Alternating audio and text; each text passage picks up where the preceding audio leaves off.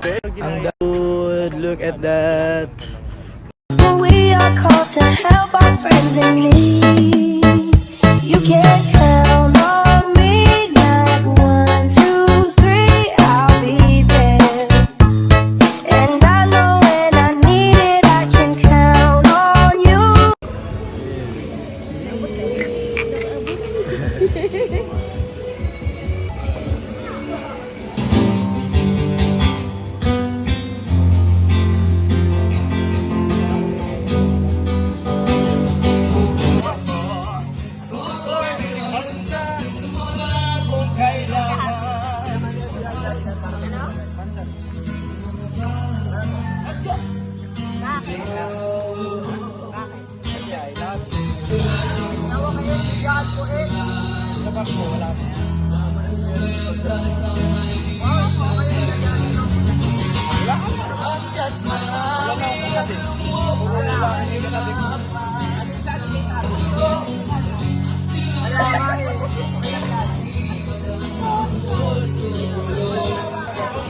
Ikaw.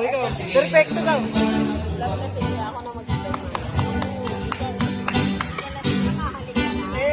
Kumikis lang ako, bawal ba?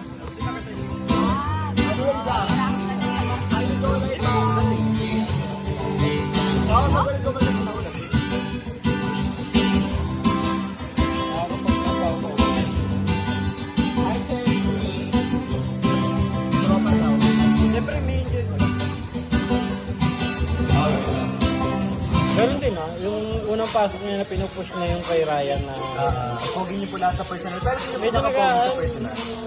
selos ako pero ito naiintindihan ko. For viewers lang. Ganun. Okay lang. Baba tumatagal ano ko rin naman. Basta alam ko lang yung mga sa akin naman kung alam ko lang naman na for viewers lang. Sinong kuya mo na pangalan? Pero alam mo, ikaw na bahala mag-adjust. Kung alam mo na kaya katagalan medyo natangkap ko. Sabi mo nga madam-madam to eh. Propaganda lang eh. Ate-ate dati. Nahanap na butas sa'yo yung paglabas. Oo. Yung paglabas nga, yun din ang una namin sinabi sa kanya. Kasi every weekend ko lumalabas eh. Yun din naman sinabi ko sa kanya, kung makapasok ka season 8, tagayin mo dyan. Pero lalabas, total wala naman ako eh. Kaya lang lumalabas dahil sa akin. Wala mo pakialam. Happy for you.